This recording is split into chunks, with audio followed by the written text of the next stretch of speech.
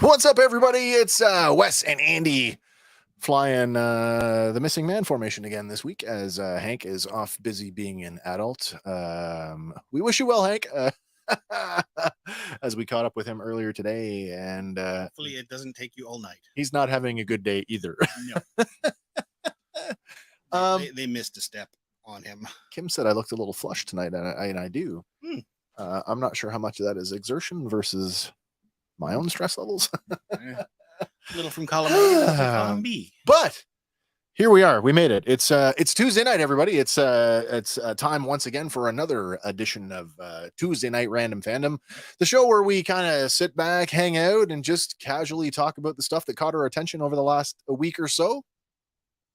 Hopefully, you guys who are watching or will be watching, might be watching. Eventually might be listening to. If you're watching this in the replay, so sorry you missed out. But there's always next Tuesday. That's right. You guys bring your own pop culture news with you because we obviously cannot cover everything. We all have different interests, but always want to hear from you guys what's going on in your world, in your entertainment tastes. That being said, you can always hit us up in the comments here, whatever platform you happen to be watching on. And if you want to be a part of the show, and I highly encourage you to do so, you can get us right there on the custom WhatsApp link. You can pick up the phone, give us a call. The line is the lines. We only have one line. The lines are open. The line, singular, is open. Yes, it is. Before we get to the actual news this week, I think it's time we hit everybody up with another one of those Random Fandom Trivia. Nice. Yeah. What do you got, Andy? I got one for you here. What was the first movie Tom Hanks and Meg Ryan co-starred in? Oh, dear. Oh. Because they've had a few. I immediately go to When Harry Met Sally, but I don't know if that's right or not. No. That's not right. Okay. No. Tom Hanks and Meg Ryan. What was their first movie? Not When Harry Met Sally. Okay. And it wasn't Castaway. Were they both in that? No. That was Helen Hunt.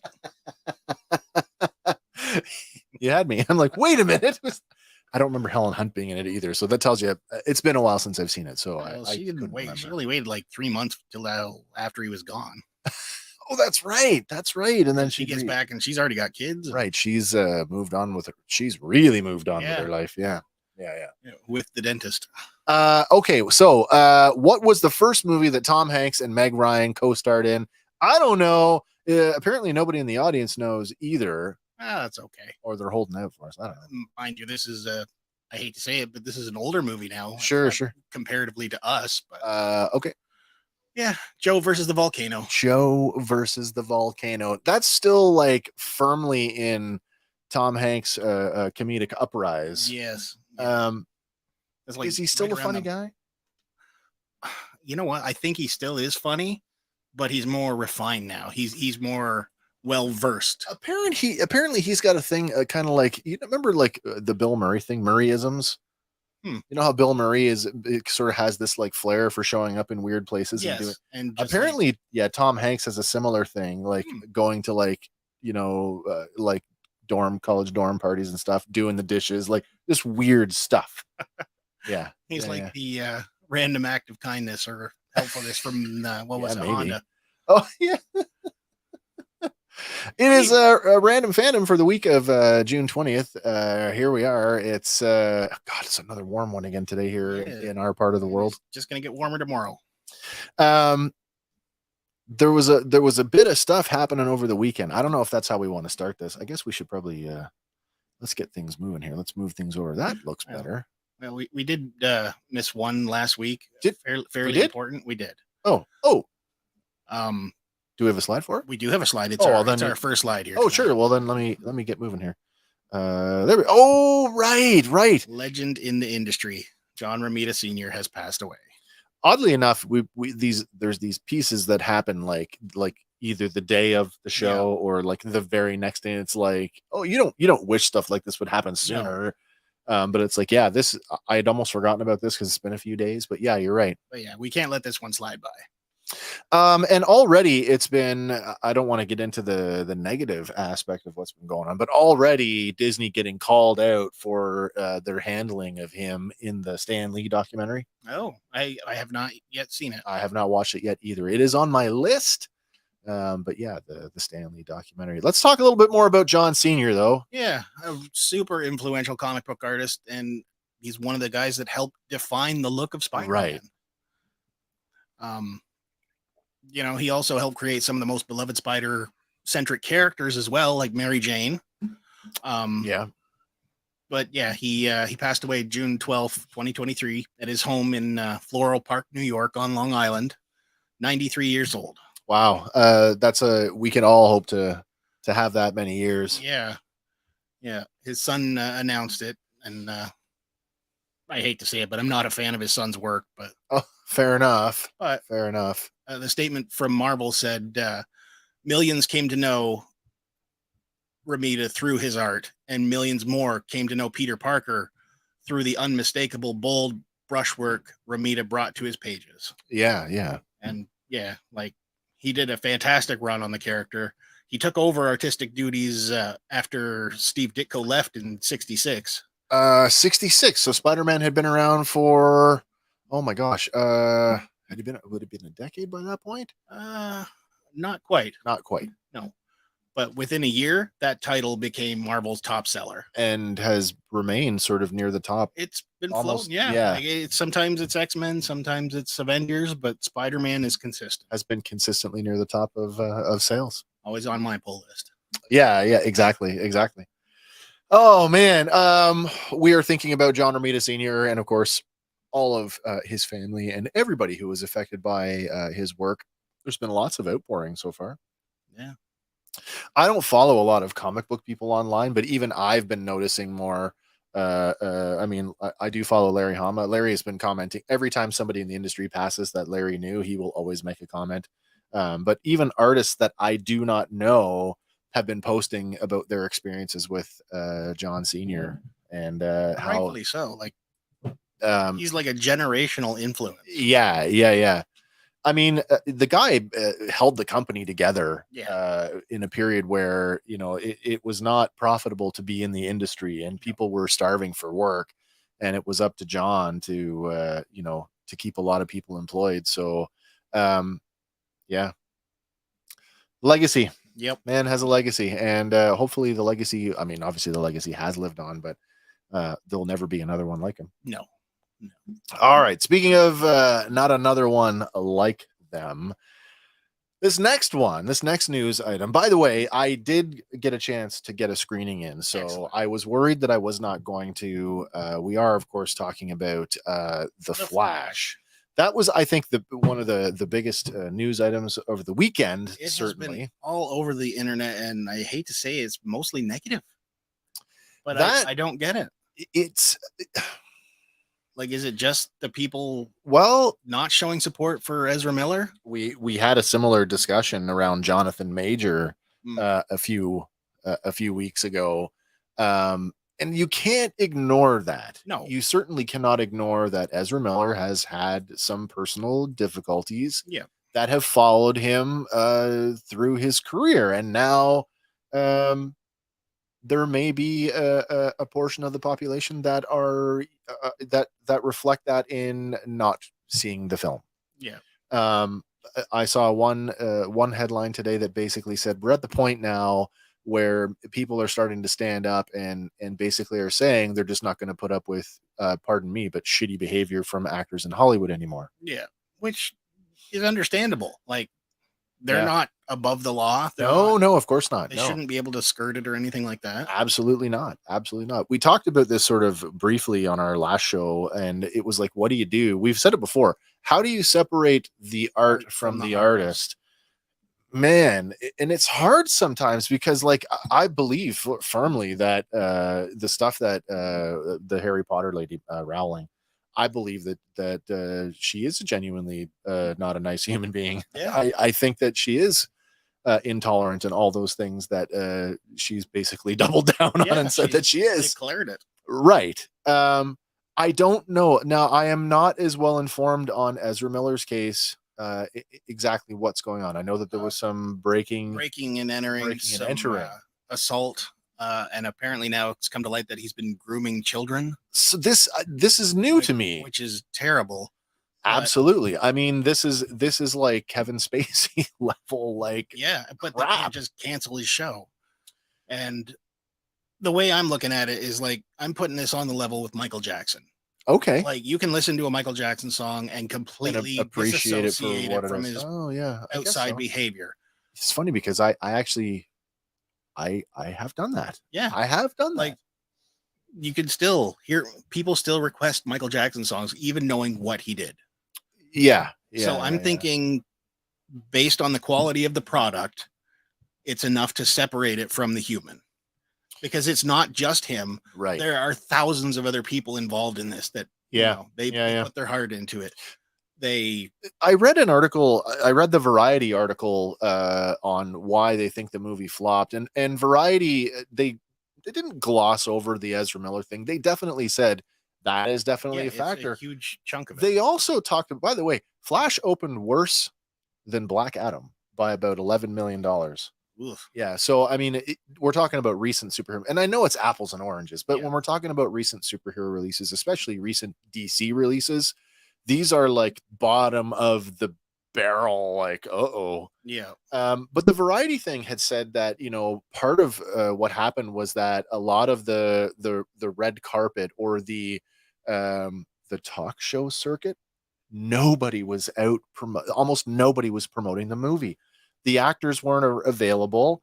I had heard that they basically took Ezra Miller off the books. Like, you keep your mouth shut. Don't let back. Don't let him out. Don't let him talk to anybody. But he did get a red carpet appearance at the LA premiere. Yeah, he showed up for photos, and he did apparently speak to a couple of bloggers. Oh, okay. But I don't think any of the bigger news outlets or entertainment outlets got a chance to talk to him. Okay. Now, you and I have both seen the movie. Now that we've sort of aired the dirty laundry part of it. Well, that too. I'm a little bit perturbed at the amount of YouTubers out there that are just slandering the crap out of it. Sure. And not just Ezra Miller. They're like bombing on Machete and the CG and their performances. And it's too much nostalgia and it's too much multiverse. And I'm sorry, if you've read Flashpoint, you know damn well what you're getting into. I think that if you're coming to the Flash as a general moviegoer who's not familiar with any of the lore, you might have some stronger opinions. But I mean, this is like peak DC. Yeah. How many reboots has the DC look back comic universe gone through? One guy even made mention, that the WB had already tried to tackle the multiverse. They did. But they were tackling Crisis on Infinite Earths. And if you go back in the comics, that was the first time they tried to really let's straighten out our continuity. Multiverse as a way to streamline your continuity is interesting. That's one aspect. But multiverse as a way to let's expand our storytelling opportunities is something else. Yeah. They are not mutually exclusive. No. And I can't see how people are sick of the concept. Like, only recently has Marvel really started pushing the aspect of the multiverse. They made it an entire they're making it an entire phase. Yeah. And they hinted at it. They gave us a little taste to warm us up to it. But I mean, we are the target audience for these movies. You don't need to sell us on it. We already know. Yeah, just stick close to the source material. Right. Again, I go back to the general movie going audience, and that's studios. I'm not a Hollywood insider. I don't make movies for a living, but my understanding is that through the studio system it's about getting butts in seats, and it's not. They know that you and I are going to go and see this movie, so they make these movies with knowing that other people are going to have to come and see them in order for them to be profitable. Yeah. That being said, you saw it. I did see it. I saw it last night. And what do you think? Oh, do you want to go first? I loved it. Okay. I was blown away by it. Personal issues aside with Ezra Miller, he delivered a fantastic Barry Allen. I agree. I said, Kim and I saw this last night, and by the end of it, when we were driving home, I had said, of the superhero movies of 2023, now what? We've had Black Adam, we've had Shazam! Fury of the Gods, Ant-Man, Quantumania, Yep. Guardians, and Guardians now 3. The Flash. Did I forget anything? I don't think I forgot anything. I would put Flash top two superhero movies of 2023 so far. I read a very interesting comment about the movie from a guy that I know in Ottawa, and I totally agree when he said, again, all Ezra Miller stuff aside, their performance was so good and so convincing that when they are on screen, you would think that you were watching a movie that is being performed by identical twins. Yeah. And I firmly agree with that. Without giving anything away, his performance is that good. It is more, and don't get me wrong, it is more of what he was doing in Justice League. Yeah, and if you like the character there, this is an expansion of it with self-reflection included. I was thinking actually the other way. I was thinking if you didn't like the Flash in Justice League because of the antics and the I guess he's sort of I don't want to call him the court jester, but I mean, even in the film, small spoiler, he calls himself the janitor of the Justice League. If you didn't like the way that he was portrayed in that movie, it works a whole lot better in his own movie. Yeah. Where he's acting off, or they are acting off of themselves, where Barry Allen is speaking to Barry Allen. Alternate Barry Allen. Yeah. So I mean, the movie definitely works. Yeah. The CG did. I mean, that's it's a little bit.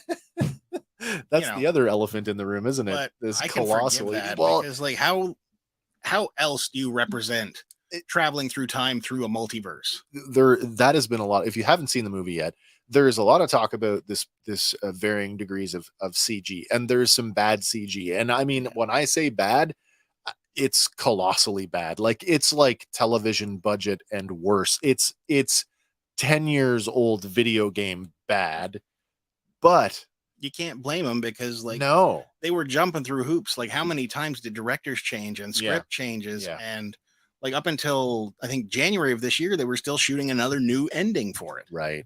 Contextually speaking, though, because of where the bat, and it's a couple of times in the movie, contextually speaking, where the really bad, like the awful, like, oh, did you do that with a crayon CGI?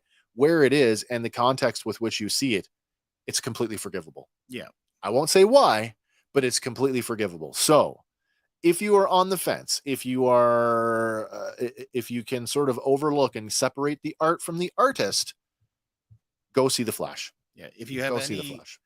If you want those nostalgic beats, it's got them in spades. It pays tribute to so much else that came before it. Absolutely. And do we have a slide on this? No, we don't. Okay, so we'll hang on to this one because you had mentioned about not that long ago that we're still working on endings for the film. Yeah. So that's come to light in the last couple of days. That's been sort of talked about. Yeah. So apparently there were 3 different endings during the 3 different production teams or the multiple production teams. Yeah. The first one was apparently going to be Keaton's Batman, Kale's Supergirl, and they would be standing outside the courthouse. Okay. Ending number 2 would be Kale's Supergirl, Cavill's Superman, Wonder Woman with Gal Gadot, and Keaton's Batman at the courthouse. And then the third one, which is the one currently in theaters, is the one that they shot back in January. Which we're not going to talk about. Because it's a big meh. But you know what? Even watching that, though, it worked for me. It did, because I know exactly what he did when you get back to the courthouse and the footage is altered and it changes the thing. It's like, oh, you bugger, you still absolutely, yeah, you still tweaked it. Yeah, so of course, you're still not back in your right it's universe. Still butterfly effect. Ping. Yeah, even but though you know what, you just accepted that you're stranded there, and that's the way it is. Yeah, that's cool though.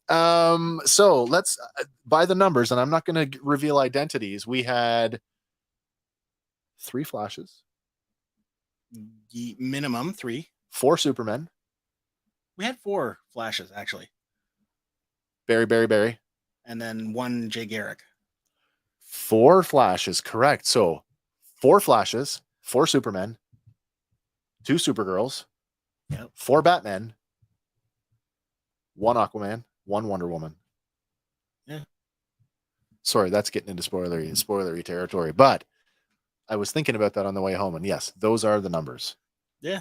What did you think of the nostalgic walkthrough? Oh, I was just like, oh, another one, another one. Oh my god, they put that in there. Yeah, And it was yeah, like, yeah. yes, thank you for including that. I also appreciated that, especially seeing Superman and Supergirl Yeah. together in the same. Now I've heard complaints that why didn't you use live footage from that? Who cares? Yeah, It's still represented. I actually said I was the other way. I'm like, wow, they fully CG'd all of these characters. They did not. The actors do not appear in the film credits. No. None of them. But yet damn you know well who they are. represents. Absolutely, yeah. Well, The Flash, it was the big movie of the weekend. I think it was number one at the box office, even though it only did 55 million, which underperformed what they were projecting somewhere in the neighborhood of 70. 74 with Monday's take. Yeah. Andy Muschietti got a nice little cameo in there He as did. the hot dog eating reporter, I think they called him. Yep. In the credits. Yeah. And one post-credit scene. If you're planning on going, stick around. There is one singular post-credit scene. It's meh. It doesn't do anything. As you know, this is the last film. So they say Of the Snyderverse. to have any connection to the Snyderverse. So if you've been a Snyderverse fan, you owe it to stick to the end. Yeah, and that's another thing. Like, I don't think anybody took into account that people would not turn out because there's no point. Like, right. Unless you're like invested, you love the character. There's no point. This is the end of the line. There's not going to be any more continuations. Story's over. And what are you going to do about it? What is there? Yeah. Like, now it's in the hands of James Gunn and Peter Safran. Yeah. Right. Will Snyderverse characters come back in some capacity in some Elseworlds tale somewhere? Maybe. Would you like to see that? I would see more. Yeah. I've heard some fans say, like, especially the Snyderverse, like mega fans who are like, just run the Snyderverse, parallel with. And I'm like, I don't think there's money to do that. No, there's not with what's going on. Fabulous trailer for Blue Beetle on this one. Yes. If you have not seen any of the marketing for Blue Beetle, and it's the Jaime Reyes version of Blue Beetle, go check that out. It's with Xolo. Oh my god, I can't think of his name. Xolo, the kid from Cobra Kai. Yes. And he's fantastic. He's totally fantastic. Yeah. Miguel from Cobra Kai. Yeah, Miguel Diaz. Xolo. Oh my god, his real name. Sorry, kid. It's escaping me. I'm so sorry. Anyway, yeah. Great Blue Beetle trailer. Yep. All right, so let's wind that up. I think we've talked enough about the Flash. Yeah. Right. I was actually taking it back today too. I saw one comment said, enough with the Snyderverse, let's get rid of it already. But I can't do that. No, the 4-hour cut was awesome. Zack Snyder's Justice League will always be in my top superhero movies. Yeah. Don't get me wrong. I'm a huge Henry Cavill is my favorite Superman and Ben Affleck is my favorite Batman. And I don't make any apologies for that. I love both of them. No, they're great. They're great.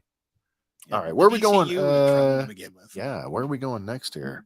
I guess we're sticking with movies, but we're crossing over movies and comics. We're going to stick with that, but this is an interesting one. This brought one this popped to my up, attention. and I thought this was quite funny. I almost there's a Kindle version. I wonder if there's going to be an audio version. Maybe. But if you've seen Ant-Man and the Wasp: Quantumania, you will know that he has Scott Lang wrote his own book. Yeah. Look out! And he goes on like a book tour. Well, a bunch of people have decided we're going to bring this book to life, and it is available for pre-order right now on Amazon. What's funny is I went through the link and I went through the listing, and it actually is listed as written by Scott Lang. Yes, it is. So funny. Written, and the way they're doing it is awesome because instead of Stephen King quotes and everything, they've got Bruce Banner quotes and Stephen Strange quotes. Did you do the preview to look at it? I did not. No. Okay. I would be interested in this. I would be interested in an audio version of this narrated by Paul Rudd. I think that would be so on the nose. It would be so funny. It would be awesome. Are you going to get it? That's a full price book, man. That is a full price book. Now that's Amazon.ca. Yes. Okay, so that's your Canadian $36.99. Hardcover books are not cheap, folks. No, might want to wait for the paperback, but the Kindle version I think is much more affordable. I think yeah, it was under 20 or I something. believe so. Yeah. But this is from Hyperion Avenue, is the company doing The it. publishing company? Yep. Oh, okay, cool. Yeah. Which I don't know if that's like an inside joke where they're hinting at maybe Hyperion is going to appear in a future Marvel project. Hyperion, the character. Yeah. Oh, But- another Marvel property. I was going to say another Marvel Knock on Superman. Superman. Yeah. Yeah. God, hilarious. Yeah. The synopsis on the page there, it reads, this is the incredible story of ex-con turned world-saving superhero. In Look Out for the Little Guy, Scott Lang shares with the world a bracingly honest account of his struggles and triumphs, from serving time to being a divorced dad to becoming Ant-Man and joining the Avengers. These stories of epic battles won and lost as this everyman turned superhero finally tells all, from the official account of what really happened between the Avengers and Thanos, to how shrinking down to ant size really feels, to the challenge of balancing roles as hero and dad. Across his many adventures, big and small, Scott has gathered the wisdom of countless amazing experiences into this, the first memoir from a real-life Avenger. Once you learn the unforgettable details of his epic journey, you won't need to be reminded to look out for the little guy. Look out for the little guy. Yeah. Oh, and what you get a quote there? There is one quote there. It's introduces the man behind the hero, and the hero I call friend. Bruce Banner, fellow Avenger. Yeah, really. Is that wait. It was Scott sitting there when the tacos got blown out of his hand, and Bruce hands him a taco. Yeah. That's right. Oh my gosh. Yeah. But this title, it'll be released September 5th, 2023. So right. Watch out for it there. Oh yeah. I buy more books than I read. I don't know if I'd like to say that I'm going to get this. I can't guarantee that I will. That being said, if any of you guys out there pick this up, let us know how it is. We'd love to talk more about it, and I think it's hilarious. Yeah, I don't think anybody's ever tried to actually do a book like that before. So it's very meta. Yeah, it's very meta. Like I know you can get prop copies of like the Necronomicon from Evil Dead. Sure. It's only like 10 pages long. Nobody's ever tried something like a memoir. They've done now. Star Wars has done some stuff like that where they did they basically did they were in the kids series, like the Book of the Jedi and the Book of the Sith, how to be a Jedi, not how to be a Sith.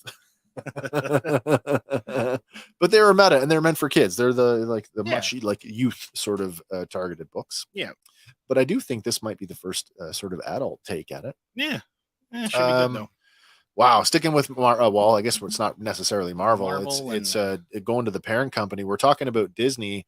Wow, looks like the writer strike is starting to have an effect on a bunch of properties, as we predicted it would. Yep. The longer that and here we are. That being said, I didn't have enough time. I wanted to put a slide together for like the original to old.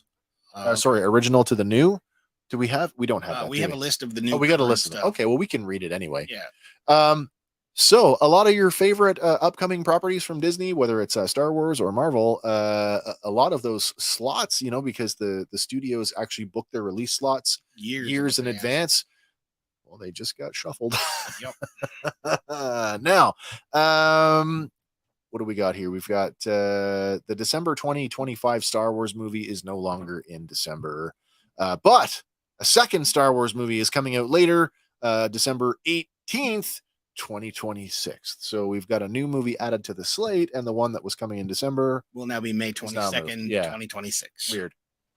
So 2 in 1 year is not bad. So all of the Avatar sequels, I'm not going to go through this all. Just know that as of right now, the fifth and final Avatar movie is coming out in December 2031. It sounds far away, doesn't it? It does. We were what? It's 2023. We got The Way of Water earlier this year, making it what? 2009. 14, 15 years. Are we still? I said, are we going to be interested in this movie when it came out? I went and saw it. I was entertained. I haven't seen it yet. Okay, well, it's on Disney Plus now. I do You know can that. watch it. Will we still be interested in Avatar in 2031? Don't know. These movies got to be like exponentially better. Mind you, I just love Well, movies, so Avatar 3 is supposed to be out in 2025. So well, that's not as far away, but do we know when in 2025? December 19th. December. Okay, so it's still like the end of the year. Yeah. Bulk of the Marvel slate has also been moved. Captain America: Brave New World Was supposed to be the May comic book day for 2024. May 2024. Now August 26th, 2024. So that's not too only a bad. few months. Thunderbolts from December 2024. Oh, sorry, Thunderbolts to December 2024. Blade now February 2025. Fantastic Four May 2025. And Avengers Kang Dynasty is moving from May 2nd, 2025 to May 1st, 2026, which now moves the Secret Wars movie to May 7th, 2027. Oy. Now, the silver lining is, and I think this is a good thing because we all want this. Yes. At least I do. Very much so. Deadpool. Deadpool is actually getting moved Bumped up. Originally slated to come out November 8th, 2024. We're going to get it a few months earlier now. Deadpool 3 coming out May 3rd, 2024. So that will be your free comic book day movie. Yes, it will. God, I hope it's good. Oh, I can't see it being I bad. really hope it's good. Do you have any interest in the live action Moana? I'm curious, but I think it's way too soon. I'm curious as well. Boat. Mind you, of the recent animated Disney films, it's one of my favorites. Maybe because I've watched it a million times with my granddaughter. And at the same time, You know all the it's songs. pretty good. I don't know them all. I know them to hear them. I You know couldn't the sing main them. I couldn't sing along with them, You can be so shiny. Shiny. Yeah. All right. Well, live action Moana, June 27th, 2025. And then wow, I didn't even know that was happening. We're getting another Alien movie. I did not know this either. Did you know? I didn't know that. No, but it's nothing to do with Ridley Scott. No. So- Well, Ridley Scott kind of did put his stamp on it with Prometheus and Prometheus, Alien Resurrection. Now, he didn't direct that, did he? I know he did Prometheus. He definitely directed Prometheus. And then they tried to tie it. And wasn't there Alien firmly. Covenant? Yeah, after that? Alien Covenant was the next one. Okay. Right. Fede Alvarez. Yeah. Yeah. To be directing an Alien movie coming out August 16th, 2024. There we go. Wow, that's a long list. Wow, what did we miss here? We got 2 untitled Star Wars movies, May 22nd, 2026, December 18th, 2026. And I think as we said, we covered those. All of the avatars, if anybody ever even cares. Someone will care. Sometime before you're pensioned. Yeah. Just like the Flash, someone will care. No, you're right. Somebody will care. Sticking with Marvel news for a minute, we got a new trailer this week. You want to talk about that? Yeah, let's talk about this one. Okay. So coming out in October. I've only watched it once. It's not bad, but it's definitely a head scratcher. I like this artwork, by the way. This artwork is like based on a piece of comic book artwork. It's and fantastic. I am loving how closely they matched it. Yet the trailer does not deliver on that. No. Kraven the Hunter is coming from Sony. Yeah. And what we know so far, Kraven, aka Sergei Kravinoff, will be played by Aaron Taylor Johnson. Looks good though. And yeah, like he's not so far out of it that it's unbelievable, but you may know him from his previous roles as Kick-Ass and then the MCU's version of Quicksilver. I also think of him as the Marine in Godzilla. Yes. Yeah. Next up, we know that Russell Crowe will be playing his father. With another weird accent. Yeah. Well, he's supposed to be like, Romanian or something. Romanian or yeah. I don't want to say Sokovian, but somewhere over there. Okay. But that fictitious middle Eastern Europe somewhere. Yeah. Ariana DeBose will be playing Calypso, which I did not know the character was going to get included, but that's an interesting development for me. I'm not familiar with this character. Calypso, if you go back to the actual comic book origins, is the one who gives him his powers. Oh, She gives him a potion that, gives him the super strength, the speed, and all that. they don't make it look that way in the trailer. No, they They don't. make it look. We'll get to that in a Okay, second. fair enough. But I'm glad they're including her in some capacity. All right. Next up, we have Alejandro Nivola, who will play Aleski Stidovich, aka the Rhino. I saw that. You want to And hear why they call me the Rhino? This is definitely a departure from the comics where he was basically an enforcer who got put in a suit. The Rhino. And now he's basically mutating and transforming into a rhino creature. So this movie, are we far enough along where they'll actually drop the M word on this? I don't know. He's a mutant. Maybe. I'm just speculating at this point. As far as it went, I was a fan of Paul Giamatti's Rhino in Amazing. In the suit. Yeah. It was that was the Ultimate Universe version of him. I like it. Wasn't the MC like the 616, but close enough. Didn't care for the giant Gatling gun on the arm, It but matched up to the Ultimate Comics. Oh, it did. Okay, I didn't know because that. it was like the giant mech suit there. Right. Yeah. I did like that. I mean, I would like giant mech suits anyways. Yeah. Next up, we have Fred Heckinger playing Dmitry Smerdyakov, aka the Chameleon. And Sorry, did you Smerdyakov like murder? Smerdyakov. Oh, Smerdyakov. Yeah. Smerdyakov. Now, if they're following the comics, it's actually going to be Dmitry Kravinoff. Spoiler. I thought it was like S. Murderkov. Murderkov. Because he is actually Kraven's half brother. Oh, really? Yeah, but he's the Chameleon in the okay, comics, and it will be directed by J.C. Chandor. Do we know their work? I did not look further into his work, but the synopsis of the film reads that Kraven the Hunter is the visceral story about how and why one of Marvel's most iconic villains came to be, set before his notorious vendetta against Spider-Man. Aaron Taylor Johnson stars as the titular character in the R-rated film. So we got a couple things happening right there. One, it's an R-rated movie. They're going R. Yeah. They just name dropped Spidey. They did. So they are going, that's on the nose. That is. That's like almost saying that these characters will meet at some point. Well, there is actually one frame in the trailer that pretty much confirms that. Okay. But before we get there to it that is. frame, the twist on his origin seems to be, he gets attacked by a radioactive lion. By a lion, yeah. And a drop of blood enters him, and for whatever reason, imbibes him with all these crazy animal powers. Go all Dr. Moreau here. Yeah. And, yeah. But, maybe it's the drop of lion's blood plus a potion from Calypso that does the trick. Yeah. Because, his dad's standing there and he's like, yeah, he's weak like his mother. Leave him. Oh, right.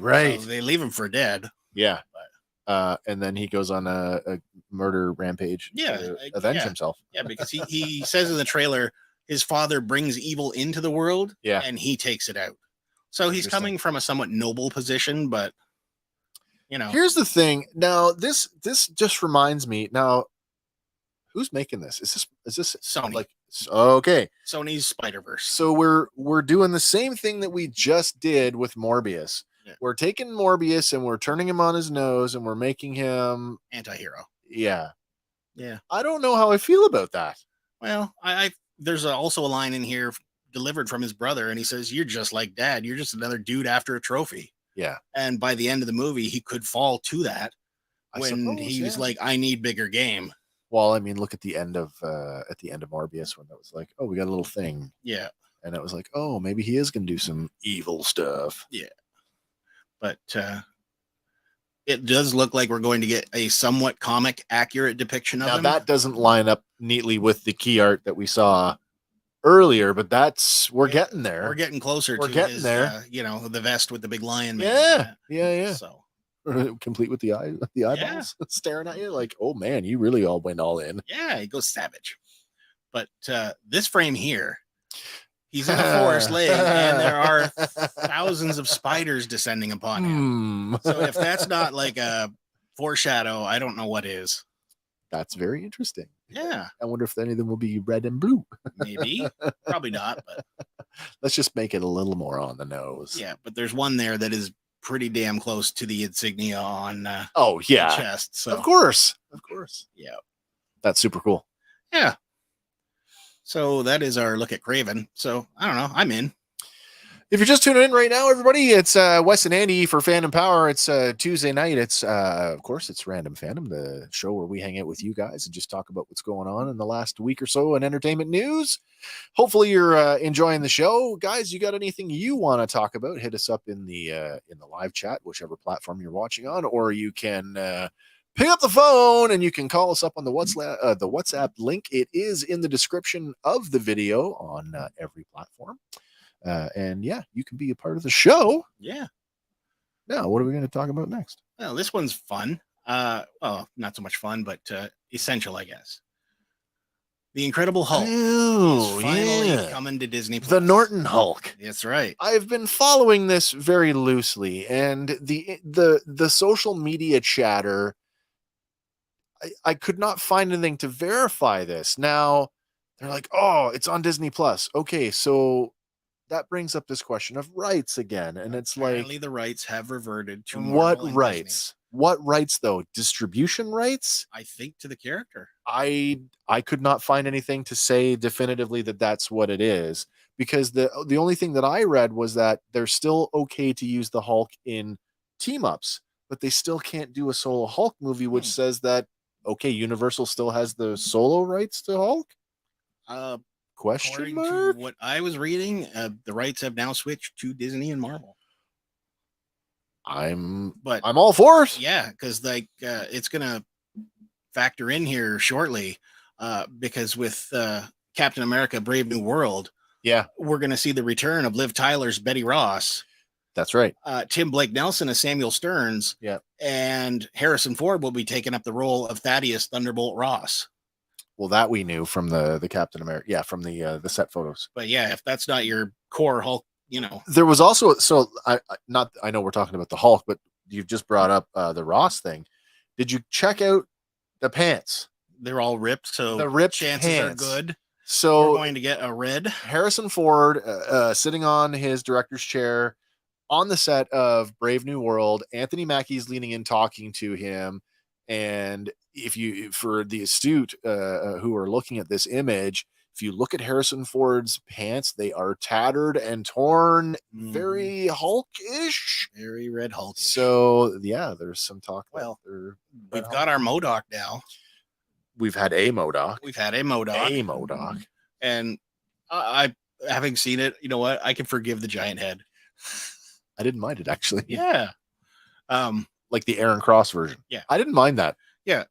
But now that you have him and you have Samuel Stearns, yeah, you're like 2 steps away from the intelligentsia and you get your Red Hulk. Okay. So we're not 100% sure that it's distribution or it's character like rights. full on everything. I don't know. We'll have to we'll have to follow up on that one. Regardless, the movie is on Disney+. And yeah, I mean, just like Iron Man, those first few movies were not distributed by Marvel. They were Iron Man was distributed by Paramount. Yeah. So yeah. Yeah, and this is following the addition of the Tobey Maguire and Andrew Garfield Spidey movies too. They're also now available. Yeah. Oh, well, there you go. Now, so Sony really is playing nice with them. Mind you, Sony doesn't have their own. Should. They don't have their own streaming service yet. Doesn't matter. Like, don't bite the hand that feeds you.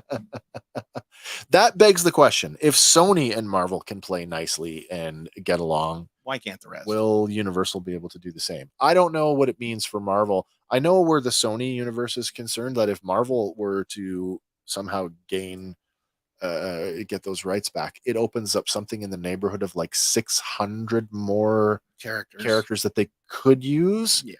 I don't know what that means for the Hulk. Like, how many ancillary characters are exclusive to Hulk? Well, you've got like your Thunderbolt Ross, your Sam Stearns, Abomination. Betty Ross. Okay, yeah. So quite. I'm assuming at some point Rick Jones. Yeah. But would you say that there would be as many as there were with Spider-Man, like in the hundreds? Probably. Wow. I am so not like as notable as what you would get out of Spider-Man, but I am so not informed on that. But you'd get the Pantheon group, you'd get a whole bunch of like alternate monsters. Right. Yeah. I'm gonna let you take this next one because Oh my god. Okay, it's right up my alley. alley. But the funny thing is, this is not one that I will buy. No, I have no interest in this because this was a character in the Japanese continuity fair enough. later on. So we've got Takara and Hasbro teaming up to roll out the Transformers train bot. Now, I don't think that this is based on a character that appeared in the animation. No, There's a bunch of train Transformers from the Japanese continuity. So maybe this one is a little triple different. changers though. There was a triple changing train G1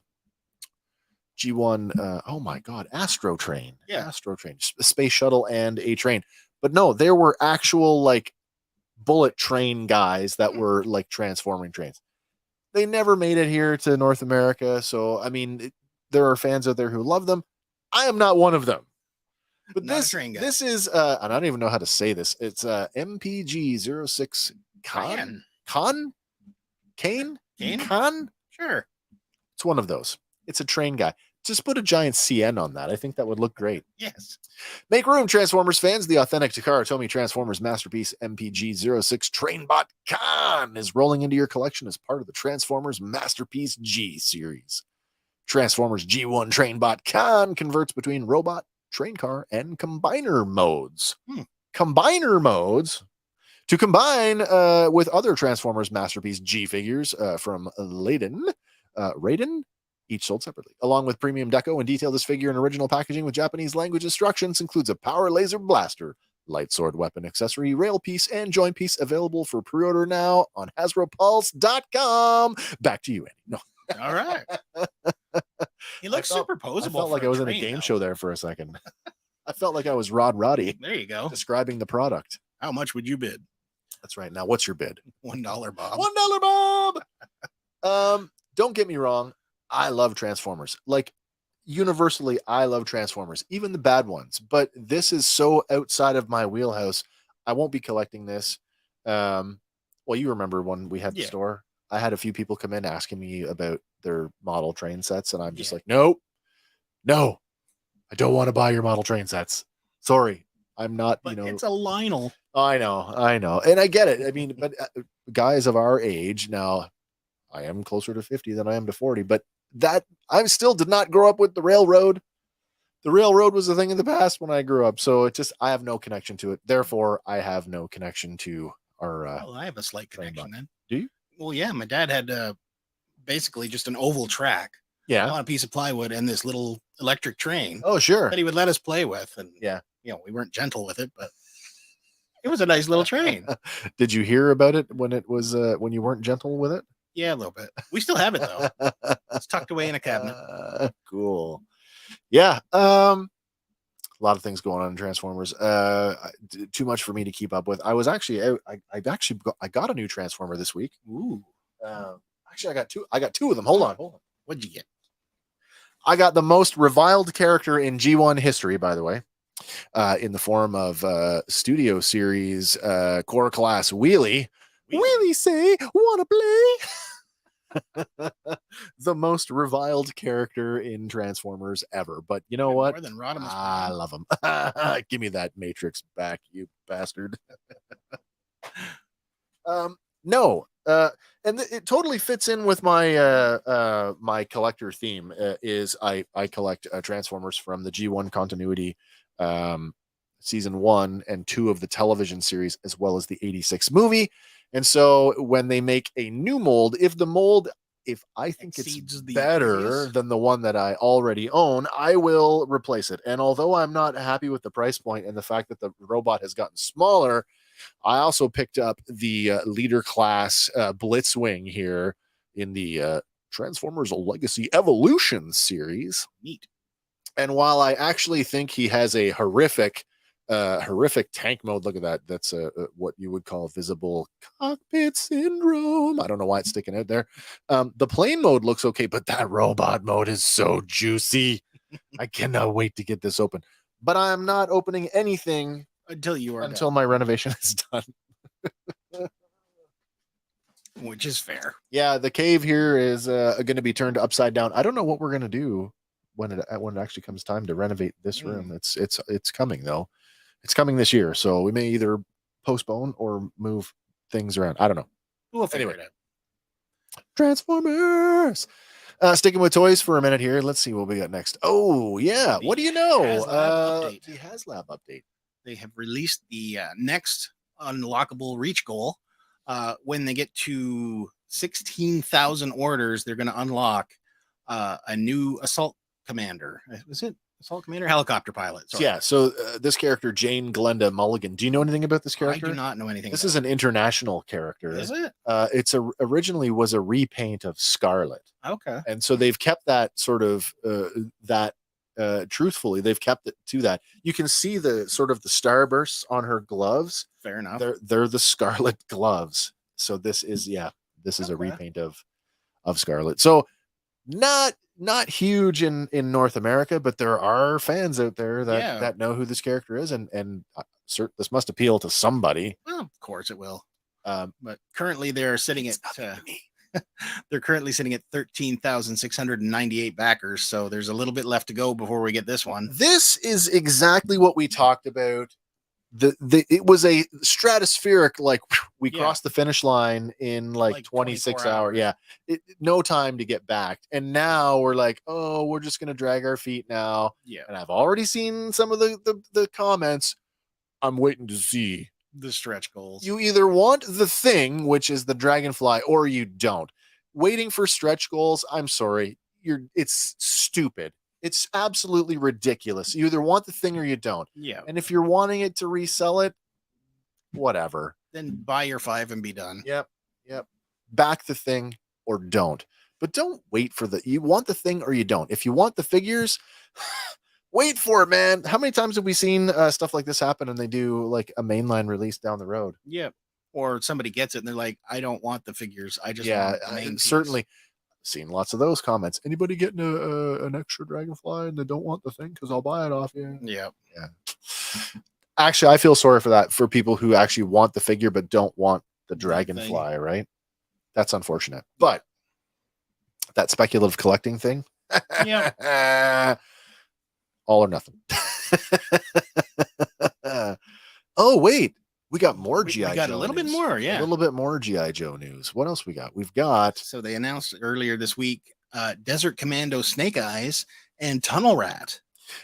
Before we talk about Tunnel Rat, because I do want to talk about Tunnel Rat, does this line need another Snake Eyes? How many Snake Eyes are there right now? I don't know. There's the 00 Snake Eyes with the weapons rack. There's the mainline release, which is that same figure without all the accessories. There's the Commando one, the original 82 Snake Eyes version. Mm-hmm. Now this one, so that's at least 4. And isn't there like and then there's the version? That's 5, and then there's the deluxe version that came with Timber. Yes. So 6. We've got 6 Snake Eyes in a line that doesn't have the full original 82 roster. Yeah. You know how many Snake Eyes I have? 0. Oh, I got a 00. I'll sell you if you want it. Maybe. We can talk about that after. Now the other one though, Tunnel Rat. I've Tunnel already Rat. pre-ordered him. You did? Okay. He is one of the ones on my list. I asked this before. Is Tunnel Rat not the character that was originally modeled after Larry Hama? And I don't think The original that originally after. I kind of want to say it is. Larry Hama's likeness was the inspiration for the original Tunnel Rat character. I'll use some finger magic, as you would say. Finger magic. Look for that in our merch shop pretty soon. Oh man, Tunnel Rat, of course, enjoyed a sort of not a resurgence, but do you remember when they did G.I. Joe Renegades? Vaguely. He was a main character. They only had just a handful of Joes. It was Roadblock, Duke, Scarlet, and Tunnel Rat on the run. But yeah. Oh, and Snake Eyes. Sorry. According to Wikipedia, you are correct. Okay, it is on the Godfather of G.I. Joe, the man who Larry wrote Hama. the bulk of the bios for most of these characters. Yeah. Larry Hama, of course, being a Vietnam veteran himself, this a nice homage, Tunnel Rat, which was an actual job that some U.S. soldiers were tasked with performing in Vietnam. Here's a flashlight and a pistol. We saw it, of course, in Forrest Gump. Forrest Gump got to do a little tunnel in the hole with you. Yeah, get in. Not a job that I would want to do. No, Yeah, so just like Winnie the Pooh. more GI Joe classified series. God, if you're a GI Joe collector right now, you guys are so lucky. Yeah. You guys are getting some good stuff.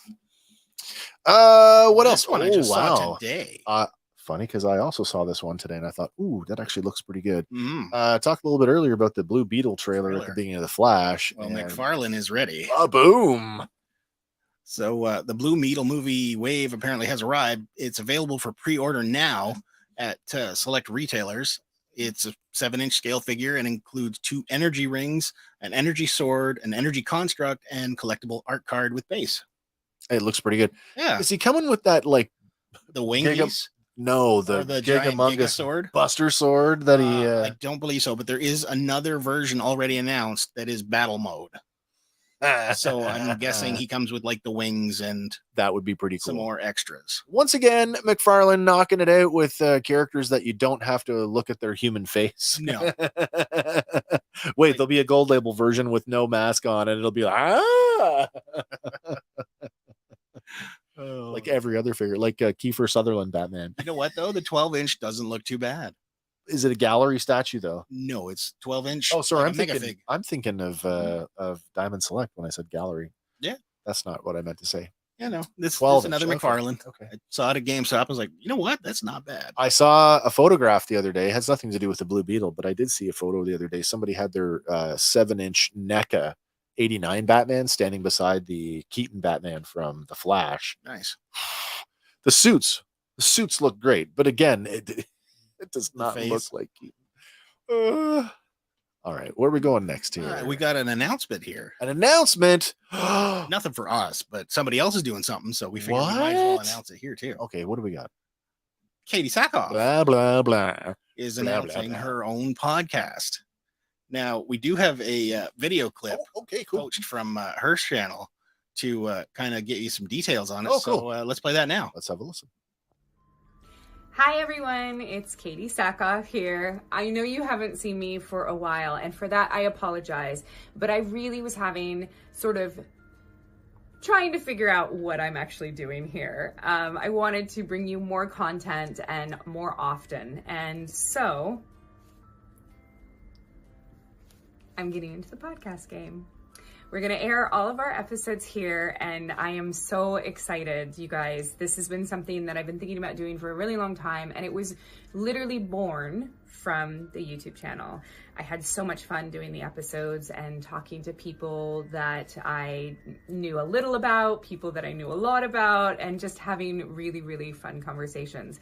So that is what we're doing here at Blah Blah Blah with Katie Sackhoff, is having real, honest conversations, and they're going to be fun and engaging, and I mean that's the hope anyway. But the goal is to just have real conversations with people that that I find really, really interesting, that I think would be a fun listen. So I hope that you will come along on this new journey.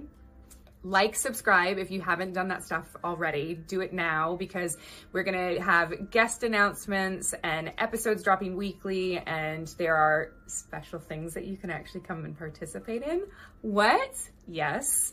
And it's just gonna be really, really fun, and we're going to take what was started a few years ago with my husband and just grow the community even bigger. That's the goal, is to just keep this community getting bigger and have some amazing fun episodes and guests. So again, like, subscribe. You'll be able to watch here, but also listen. So like if you're in your car and you don't want to see my face, it's okay. That's okay. I don't hold it against you. You can listen. It's fine. But I hope you do come and watch here, because it's going to be really fun. I just finished my interview with my first guest.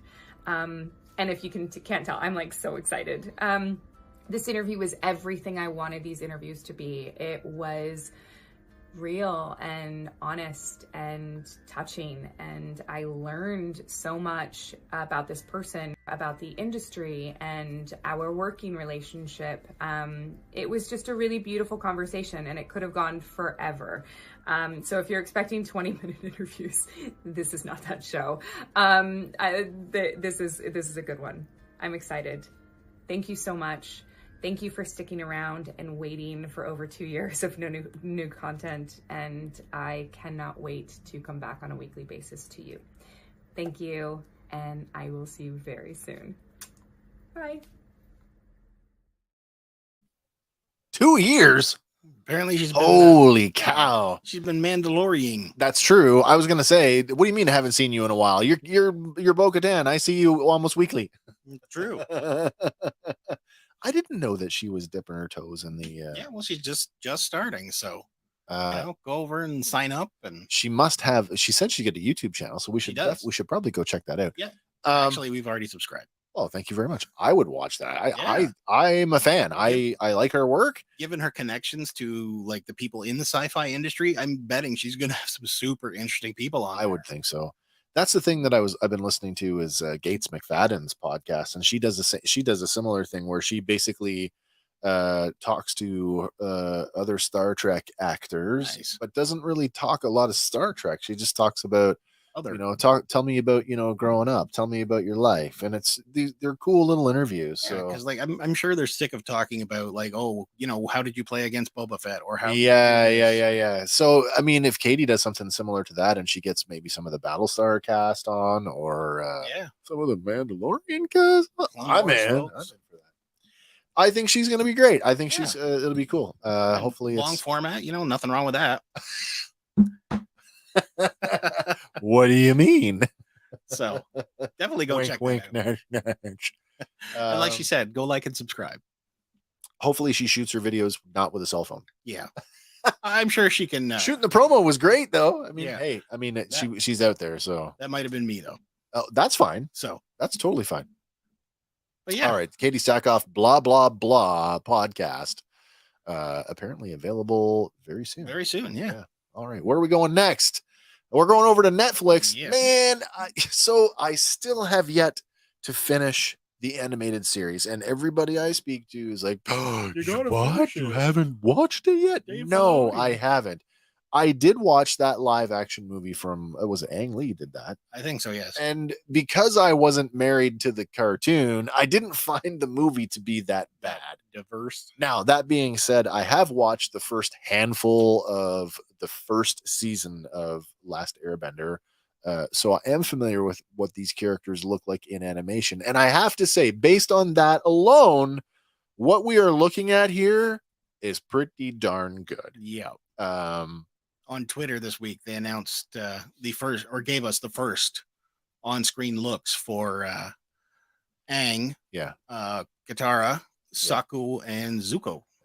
I'm sold. They look like who they're supposed to look like. Yeah, they look who they're supposed to look like. Yeah.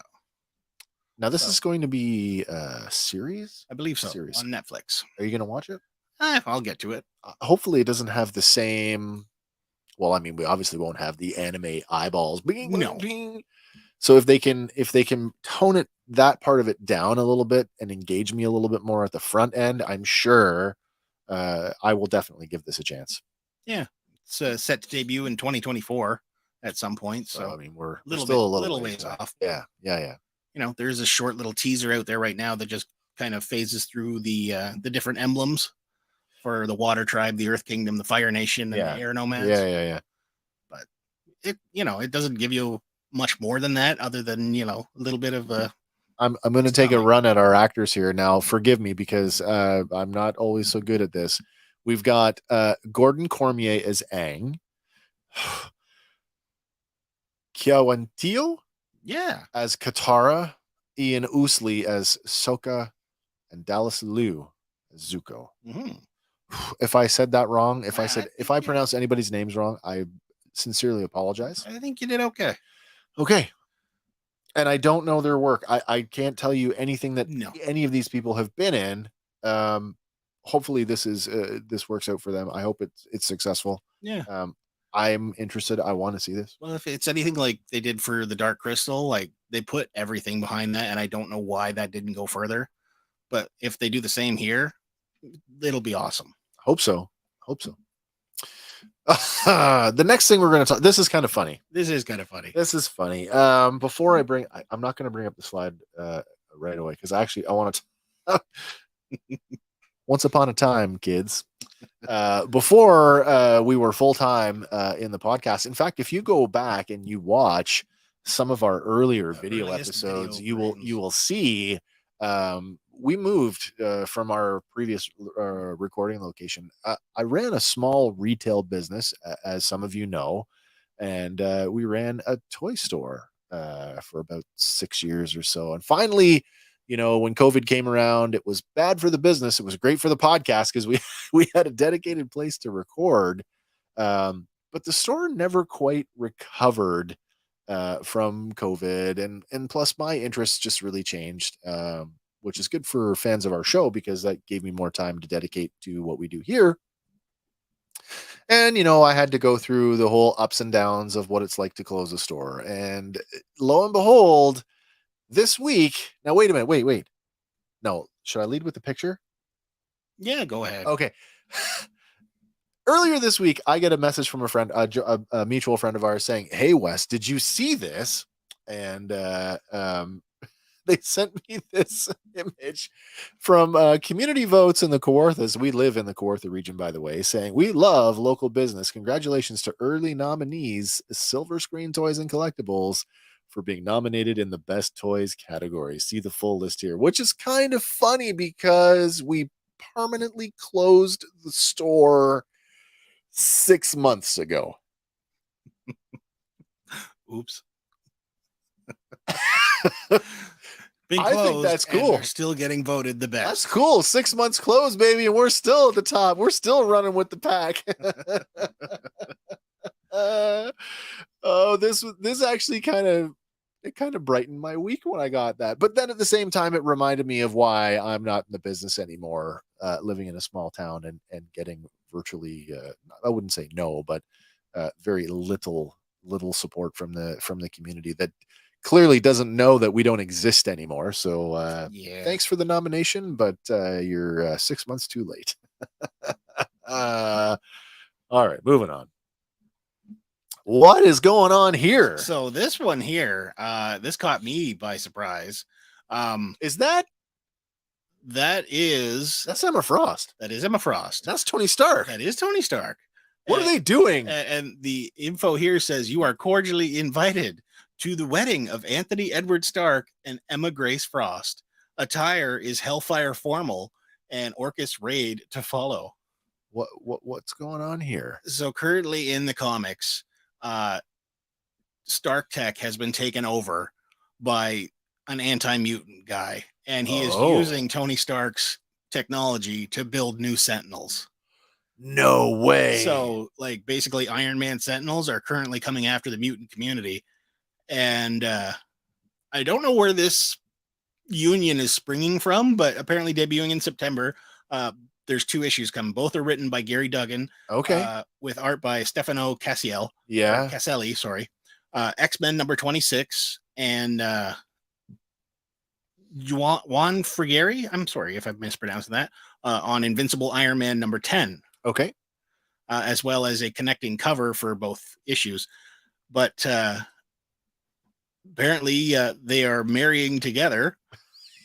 And now she's flip-flopped back and forth over the years. She has. She's been like an evil villain to a teacher to villain to, headmaster of a school. Right. But yeah, apparently this is going to be a surprise to the mutant community.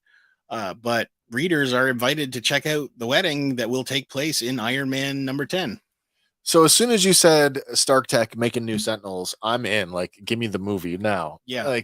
Let's Armor Wars. Yeah. So he's With lost X-Men? control of his company and they're doing bad stuff with it. Oh man, that's going to be interesting. Are you reading Iron Man? I am not currently reading Iron Man. No. Are you going to? I don't know. Maybe. Okay, fair enough. We'll see. But yeah, these ones, they come out in September. So watch the shelves then. Yeah. That's going to be interesting. Where's my movie? Yeah. All right. This next one's kind of sad. I don't know who this is. You might. Do you remember the song Blue Dabba Dee Dabba Da? Yes, I do. I do. Well, there's a new song. It's called I'm Good. Okay. And it uses the same tone, but it's by BB Rexa. Well, she was performing in New York a couple nights ago. Oh, wow. And apparently some dingus in the crowd thought it was a good idea to wing a cell phone at her. Is that what that is? That is what that is. And he clipped her right in the eye orbit. Yeah, and she needed 3 stitches. And but she's apparently, you know, okay now. Did they find the phone chucker? They found him and they arrested him. I would hope so. Yeah, she was struck in the face with a cell phone. And what's his name here? Nicholas Malvagna. Is this our perp? This is our perp. He's Okay. 27 years old from New 27-year-old. Jersey. He's arrested, accused of throwing the phone, and charged with assault for using a cell phone as a weapon. I'm sorry, I shouldn't laugh. It's not funny. No, but the charge as read reads funny. It sounds weird. It's weird. And to watch the clip is a little bit weirder. Oh, there's a clip? There is a clip. Do we have it? It comes from multiple different angles because, again, you know, everybody in the crowd has their cell phones up. Sure. So we get to see it a couple different ways. Yeah, and you know there's going to be someone out there's going to put it to music, and it's going to be at some point. Yeah, all right.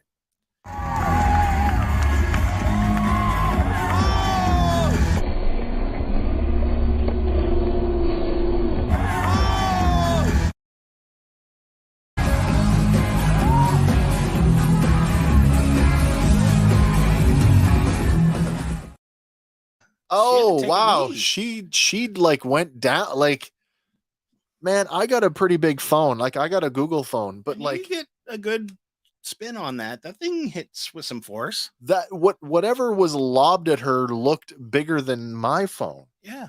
And plus you put a case on that thing, like a really impact resistant.